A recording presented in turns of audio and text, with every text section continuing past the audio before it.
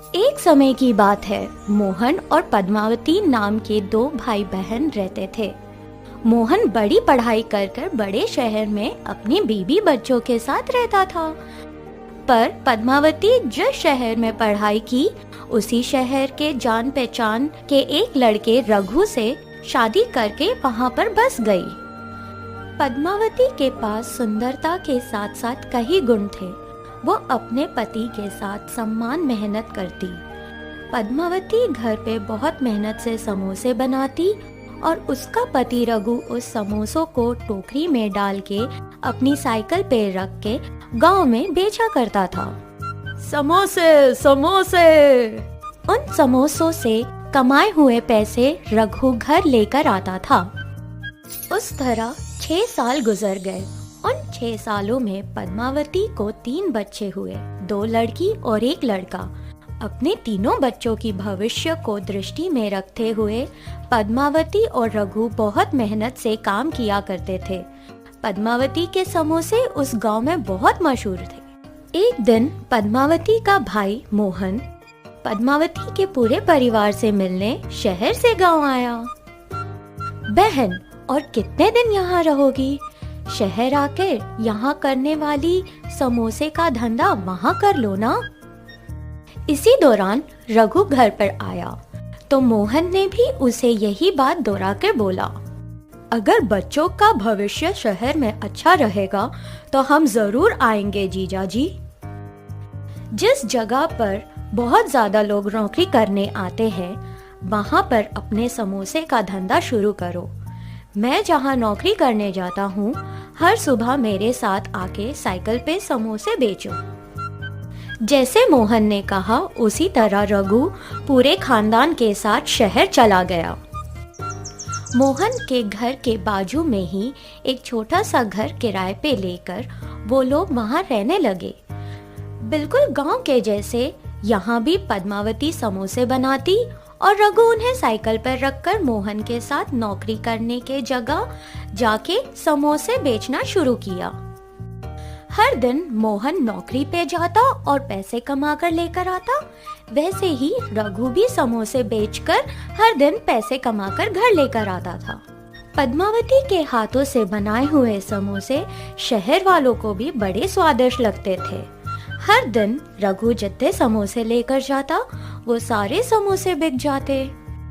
इस तरह उन बेचे हुए समोसों के पैसों से रघु ने एक छोटा सा समोसे का ठेला खरीद लिया और गरम गरम समोसे वहीं पे बनाना शुरू कर दिया। एक तरफ पद्मावती गरम गरम समोसे बनाती थी और दूसरी ही तरफ रघु उन समोसों को बेचा करता था। अब तो पहले से ज्यादा कमाई होने लगी थी। जिस तरह पद्मावती और रघु पूरी लगन से कमाई करते थे, उनकी मेहनत के वजह से जिस जगह पर वो छोटे से साइकिल से अपना धंधा शुरू किया उसी जगह एक छोटी सी ठेला खरीदने के बाद एक बड़ा ठेला भी खरीदा और उसके बाद उन्होंने 2 लोगों को भी वहाँ पर काम पे रखा। इसी तरह उनके समोसे का धंधा बहुत अच्छा चला, लेकिन इतने सारे ग्राहक बढ़ गए कि समोसे खत्म होने की वजह से उनमें से काफी ग्राहक निराश होकर वहां से लौटने लगे। पद्मावती और रघु के दिन रात के मेहनत के वजह से अब वो जगह समोसा सेंटर के नाम से मशहूर होने लगी। कुछ दिनों के बाद उन्होंने 10 और काम करने वालों को रख लिया, साथ ही साथ 30 ग्राहकों के बैठने के लायक जगह भी बना ली दुकान में। जैसे समय बीतता गया वैसे पद्मावती के भी बच्चे बड़े होने लगे। मोहन भी रघु के जैसे बढ़ता गया और अच्छी आमदनी कमाने लगा। एक दिन नौकरी खत्म करके मोहन घर लौट जा रहा था, तभी उसने पद्मावती और रघु का समोसा सेंटर देखा और वहां गया। मेरी दी हुई सलाह के वजह से ही तुम लोग इतनी सफलता पाए हो। मैं तुम लोगों को एक और सलाह देता हूँ, सुनो। वो क्या सलाह है भैया? मैं 10 सालों से देख रहा हूँ रघु इतने सारे लोगों को समोसा सेंटर में संभालता है। उसे देखकर मैं आश्चर्यचकित हूँ। रघु मैनेजर के पोस्ट के लिए एकदम सही रहेगा। मेरे जैसा बड़ा जॉब, मेरे जैसा बड़ा नाम, अगर काम पसंद आए तो इनाम। यहाँ हर दिन रघु अपने हुनर और समय को बर्बाद कर रहा है। ये क्या भैया, हम सोच रहे थे आपके काम से हमारा काम बहुत ज्यादा बेहतर है। ऐसा क्यों? क्योंकि 10 साल पहले एक साइकिल स्टैंड के ऊपर एक छोटी सी टोकरी के अंदर हम समोसे बेचा करते थे। उसी दौरान आपकी भी नौकरी लगी थी, लेकिन उस दिनों हम रोज 800 रुपए कमाया करते थे और आपकी महीने की तनख्वाह 10,000 थी। इन 10 सालों में बहुत कुछ बदल गया है। अब हम एक बहुत बड़े समोसे की दुकान के मालिक हैं। इस पूरे एरिया में बहुत मशहूर है। आप इन 10 सालों में मैनेजर बने, जिसके वजह से आपकी महीने की तनख्वाह 1 लाख हो गई है और हमारी 1 लाख से भी ज्यादा आमदनी है। हमने अपने बच्चों के भविष्य के लिए जो भी किया सब सही किया भैया। भविष्य के लिए? वो कैसे? हमने बहुत कम पैसों से अपना धंधा शुरू किया था। हमारे बच्चों को हमने जिस तरह मेहनत की उस तरह मेहनत की जरूरत नहीं है। एक दिन मेरा बेटा इस समोसे का ध्यान रखेगा और संभालेगा, पूरी तरह से बने हुए बिजनेस को आगे बढ़ाएगा। पर आपके बच्चों को वापस शुरुआत से मेहनत करनी पड़ेगी। हमारी तरह आपके बच्चे सीधे आपके दर्जे पर नहीं बैठ सकते। आपके कंपनी के मालिक के बच्चे उस दर्जे पर बैठ सकते हैं, पर आपके बच्चे आपके दर्जे पर आते आते उन्हें बहुत मेहनत करनी पड़ेगी। अब बोलो जीजा जी, कौन किसका हुनर और समय बर्बाद कर रहा है? इन सारी बातों को सुन के मोहन को भी लगा कि जो पद्मावती और रघु बोल रहे हैं वो एकदम सही है। वो चुपचाप सोचते हुए वहाँ से चला गया। पद्मावती और रघु ने अपने दोनों बेटियों की शादी कर दी और अपने बेटे को समोसा सेंटर का धंधा सौंप दिया। पद्मावती के लड़के को बहुत मेहनत से काम करता हुआ देखकर और अच्छा नाम कमाते हुए देखकर मोहन ने अपनी बेटी को उससे शादी करने का फैसला किया और यह सोचकर रघु और पद्मावती से पूछा, जिसके लिए सब लोग खुशी खुशी मान गए। अब सिर्फ तुम्हारे बच्चों का ही नहीं, मेरी भी बेटी की जिंदगी खुशी खुशी कटेगी।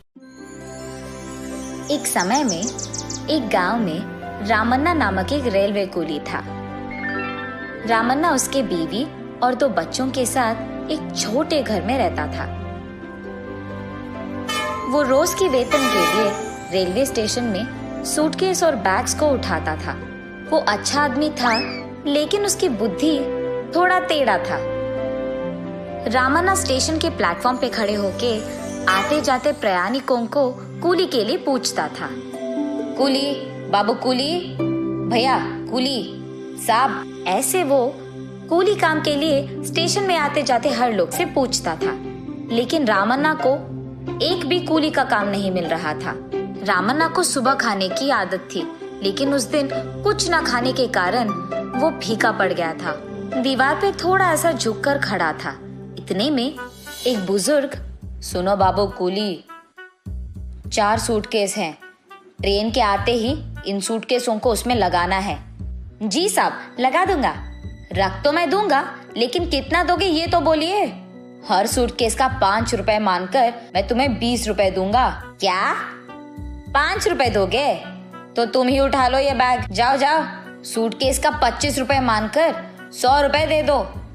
क्या सूटकेस का 25 रुपए?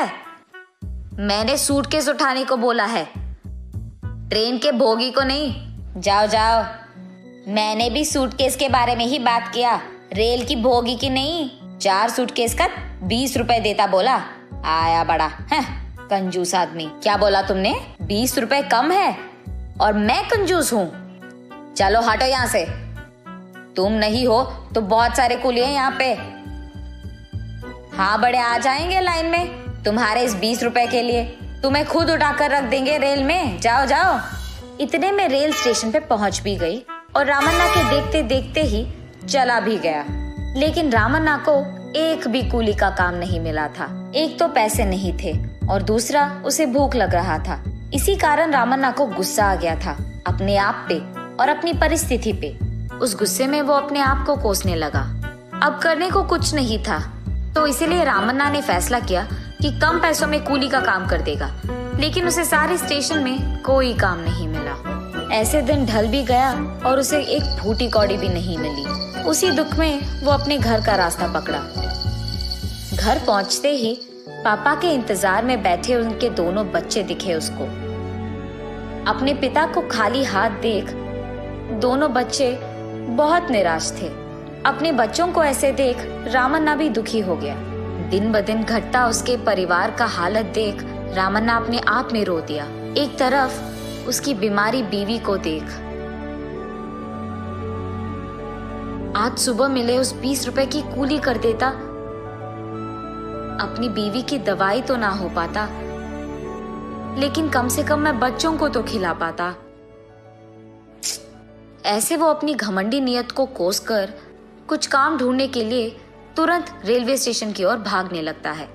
आधी रात तक काम करने के बावजूद उसे उसके खर्चों के लिए काफी पैसे भी नहीं मिलते हैं। इतने में रेलवे स्टेशन में मौजूद पुलिस आधी रात को रामन्ना को उधर मंडराते हुए देख उस पे शक करते हैं। चोर समझकर उसे पुलिस स्टेशन ले जाते हैं। साहब मैं कोई चोर नहीं हूँ साहब, मैं एक कूली हूँ साहब। ऐसे उसके कहने के बावजूद पुलिस उसका बात नहीं मानते हैं। उसके पास मौजूद थोड़ी बहुत चिल्लर भी ले जाते हैं। तुम्हारे कूली का पहचान लेकर कल स्टेशन आओ, तब तुम्हें छोड़ते हैं। साहब मैं कोई चोर नहीं हूँ साहब, मेरी बात तो सुन लो साहब। ऐसे रामन्ना पुलिस को समझाने की बहुत कोशिश करता है, लेकिन उसकी बात ना मानकर पुलिस वहाँ से चले जाते हैं। इस कारण रामैया स्टेशन में अकेले बैठकर, हाय भगवान, मेरी इतनी बुरी हालत क्यों कर दी तूने। मेरे पास बचे चिल्लर भी उन्होंने ले लिया। आज मैं अपने बच्चों को क्या खिलाऊंगा। ये सब सोचते हुए निराश होकर रामैया स्टेशन में चलते जाता है।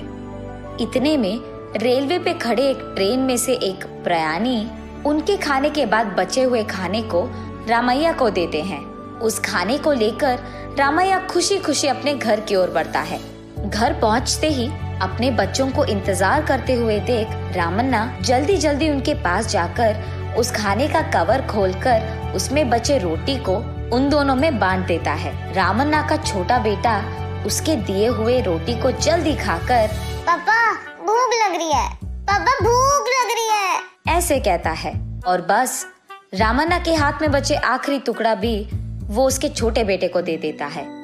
ये देख रामन्ना की बेटी उसके पास जाकर, पापा आप नहीं खाओगे? ऐसे पूछती है। मैं तो कब का खा लिया बेटा, मैं ये खाना तुम्हारे लिए लाया हूँ। ये कहकर वो पानी से अपना पेट भर के सो जाता है। अगले दिन उसकी बीमार बीवी, भूखे बच्चे, गरीब हालत के बारे में सोचते हुए भगवान की कृपा से अगर आज कुछ काम मिला तो अपनी बीवी के लिए दवाई, बच्चों के लिए खाना ले जाऊंगा। इसी सोच के दुख में वो स्टेशन की ओर बढ़ता है। आज रामन्ना घमंडी ना होकर जितना भी काम मिले सारा कर देता है। दिन ढलते ही वो कुछ पैसे कमा लेता है। चलो आज कुछ तो पैसे मिले, ऐसे सोचते हुए वो उसके घर जाने के लिए स्टेशन से बाहर जाने लगता है। इतने में उसे स्टेशन के एक बेंच पे एक सूटकेस दिखता है। उस समय में स्टेशन में कोई रेल नहीं था, चारों ओर एक भी आदमी नहीं था। वो सोचने लगता है कि ये सूटकेस किसका हो सकता है। चारों ओर कोई ना दिखने के कारण वो सोचता है कि कोई उसका सूटकेस भूल गया होगा। इसीलिए उस सूटकेस को लेकर वो पुलिस स्टेशन जा पहुंचता है। जो पुलिस उससे कल रात पैसे लिए थे वो उसे वहां दिख जाते हैं। उनके पास जाकर, साहब मुझे ये सूटकेस स्टेशन में मिली है साहब, वहां कोई नहीं था, लगता है कोई भूल गया, आप ही इसको इसके मालिक के पास पहुंचा दीजिए साहब। उसके कारण पुलिस को समझ आता है कि ये चोर नहीं नेक इंसान है।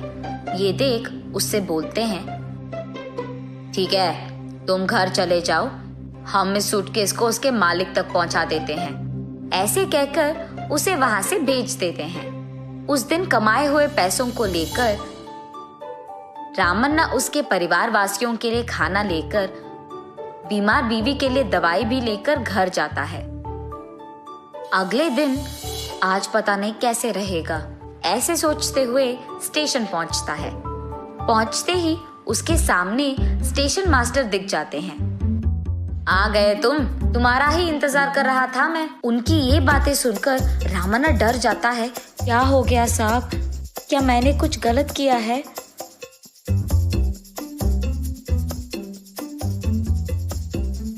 अरे रे, ऐसा कुछ नहीं है रामन्ना।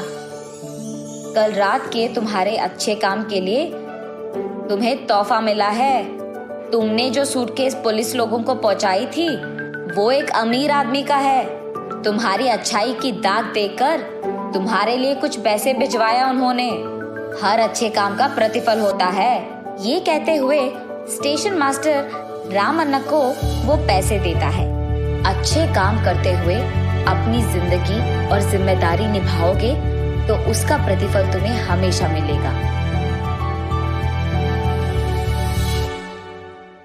डब्बा वाला।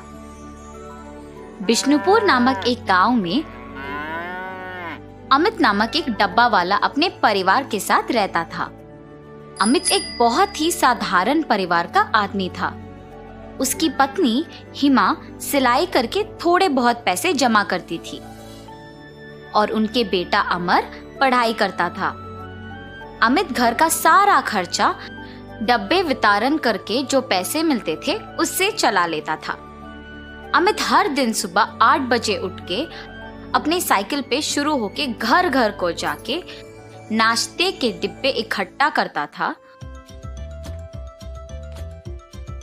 और उन डिब्बे में से कुछ पाठशाला में, कुछ कारखानों में समय पर पहुंचाता था।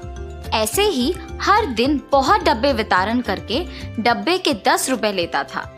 आए हुए पैसों के साथ अपने बेटे को एक अच्छे स्कूल में पढ़ाता था। अमित जिस स्कूल में डब्बे पहुंचाता था उसी स्कूल में उसका बेटा अमर पढ़ता था। उसके पिता का हर दिन ऐसे धूप और बारिश में साइकिल चलाना, पसीने में मेहनत करना अमर को बहुत दुख देता था। ऐसे जब एक दिन अमित घर पे था तो अमर ने समय देखकर, पिताजी मुझे आपसे बात करना है। हाँ बोलो बेटा, कैसे पढ़ रहे हो तुम? मैं अच्छा पढ़ रहा हूँ पापा, आपसे कुछ बात करना चाहता हूँ। बोलो बेटा। पापा आप मेरे लिए और मेरे स्कूल के फीस के लिए बहुत मेहनत कर रहे हैं। आप ऐसे धूप और बारिश में बहुत दूर के किलोमीटर साइकिल चलाते हुए डब्बे पहुंचाना मुझे अच्छा नहीं लग रहा। मेहनत के बिना पैसे कहाँ से मिलेंगे बेटा? भविष्य में तुझे एक बड़ा ऑफिसर बनाऊंगा। मेरी तरह ऐसे छोटे काम नहीं करना है तुम्हें, और पसंद करे तो सब कुछ अच्छा लगता है बेटा। पिताजी की बातें सुनकर अमर सोचता है कि वो सारी बातें सच हैं, पर फिर भी उसे तसल्ली नहीं होती है और अपने पिता को ऐसे मेहनत करना देख नहीं पा रहा था। उसने सोचा कि इन सब का हल सिर्फ उसका अच्छा पढ़ना ही होगा। इसीलिए वो दिन रात मेहनत से पढ़ाई करता है। ऐसे पढ़ाई करते वक्त अमर को अपने पिता का काम आसान करने के लिए एक उपाय सूझता है। तुरंत वो उसके विचार सारे एक पेपर पे लिखता है। अगले दिन अमर अपने पिता के घर होते समय देख अपने विचार सारे उनसे कहता है, पापा आपके ही काम में मेहनत के बिना आपके साथ ज्यादा लोग काम करते हुए अब की आपकी आमदनी से भी ज्यादा पैसे कमाने के लिए मेरे पास एक उपाय है और इसमें आपको निवेश रखने की भी कोई जरूरत नहीं है। क्या बात कर रहे हो तुम? व्यापार चलाने की क्षमता हम में नहीं है। जाओ जाके पढ़ो बेटा। ये क्या बात हुई जी? पहले सुनो तो सही कि वो क्या कहना चाहता है। अगर वो ये कह रहा है कि निवेश के बिना ज्यादा पैसे कमाने का उपाय है और वो भी इतने छोटे उम्र में, आपको तो खुश होना चाहिए ना। मेरी बात तो सुनिए पिताजी, सच्ची में ये मुमकिन है। ठीक है बोलो, मैं भी अब तो जानूं ये कैसे मुमकिन है। और ऐसे अमर अपने पिता को उसके विचार बताना शुरू करता है। पापा, हमारे गांव में कुल मिला के 350 परिवार है। आपके गिनती के अनुसार डब्बा देने वालों के परिवार में कारखानों में काम करने वाले, सरकारी कार्यालय में काम करने वाले, स्कूल और कॉलेज जाने वाले होंगे। इसीलिए उन सारी जगहों में मैं अपने दोस्तों के साथ नौकरी का मौका है। इच्छुक लोग आवेदन कर सकते हैं। निम्नलिखित पता पे आके अपना नाम और बाकी विवरण दे के नौकरी तुरंत शुरू कर सकते हैं। ऐसे पेपर में लिख के दीवारों पे चिपकाएंगे। उसके बाद जितने भी लोग आते हैं उन सबको यही काम समान रूप से विभाजित करेंगे। महीने के अंत में आए हुए पैसों में आधा हम उनको दे देंगे और आधा हम रख लेंगे। ठीक है, तुम्हारे गिनती तो मुझे समझ नहीं आ रहे, पर इसे हम ईमानदारी से कोशिश करेंगे। पढ़ाई का ज्ञान तुम्हारा है बेटा और जिम्मेदारी का डर है मेरा। मैं ये नहीं कह रहा हूँ कि तुम्हारा सोच गलत है। तुम जाके तुम्हारे दोस्तों के साथ दीवारों पे नौकरी का अवसर के पेपर चिपकाओ। उसके बाद हम देखते हैं कि क्या करना है। ऐसे कहकर अमित वहाँ से चला जाता है। अपने पिता का दिया हुआ अवसर देख अमर अपने दोस्तों के साथ स्कूल, सरकारी कार्यालय, कारखाने, कॉलेज जैसे जगहों के बाहर उन पत्रिकों को चिपकाता है। और इतना ही नहीं, वहाँ पे लोगों को भी उसने बताया कि उसके पिता ने एक नया व्यापार शुरू किया और उसमें नौकरी का अवसर है। सभी को अमित के व्यक्तित्व के बारे में सालों से पता है, क्योंकि वे डब्बा वाले की तरह सालों से काम कर रहे हैं। तो इसीलिए गांव के लोग उसके पास काम करने के लिए सहमत होते हैं। नौकरी के बारे में विज्ञापन करने के कुछ ही दिनों में 60 लोग अमित के घर नौकरी के लिए आते हैं। आए हुए 60 लोगों को 5 अलग अलग भाग के जगहों के लिए विभाजन करते हैं। 12 लोग कारखानों के लिए, 12 सरकारी कार्यालय के लिए, 24 लोग स्कूल और कॉलेज के लिए और 12 को बाकी जगहों के लिए विभाजन करते हैं। इन सबको डब्बे इकट्ठा करके उन्हें उनके जगहों पे पहुंचाना था और सब काम पे लग जाते हैं उनके साइकिल पे। पहले महीने बाद डब्बा बेचने वाले परिवार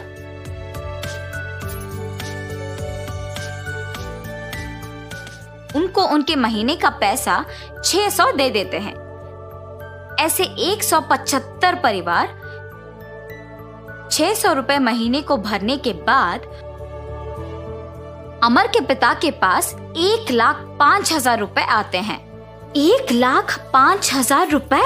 उसमें से आधा तो हमारे साथ काम के कर्मचारियों को देने में ही जाएगा। फिर भी 52,500 रुपए तो बच जाते हैं। मेरा बेटा तो हीरो है। अमित ऐसे बहुत ही कम समय में एक अमीर व्यापारी बन जाता है। अमित के जीत का गांव के सारे लोग अभिनंदन करके उसका सत्कार करते हैं। पर उस समय पर अमित कहता है कि सत्कार उसे नहीं बल्कि उसके बेटे का करना चाहिए। इस जीत के पीछे मैं नहीं बल्कि मेरा बेटा है। 16 साल के मेरे बेटे से मेरी मेहनत और पसीना देखा नहीं जा रहा था और उसने तब इस व्यापार के बारे में सोचा। मेरे पास आके उसने इस उपाय के बारे में कहा। पढ़ा लिखा ना होने के कारण मुझे तो ये सब समझ में नहीं आया, पर उसने हार नहीं मानी और मुझे इस व्यापार के बारे में सब कुछ समझाया। नौकरी के अवसर के बारे में सबको बताया और मुझे यहाँ तक ले आया। मेरा बेटा ही असली हीरो है। ऐसे कहकर अमर का सत्कार करता है अमित। तो इस कहानी का नैतिक अच्छे विचार सोचने के लिए उम्र की कोई जरूरत नहीं होती है। अगर अपने मन में कुछ ठान ले और कृषि करे तो सफलता जरूर मिलेगी।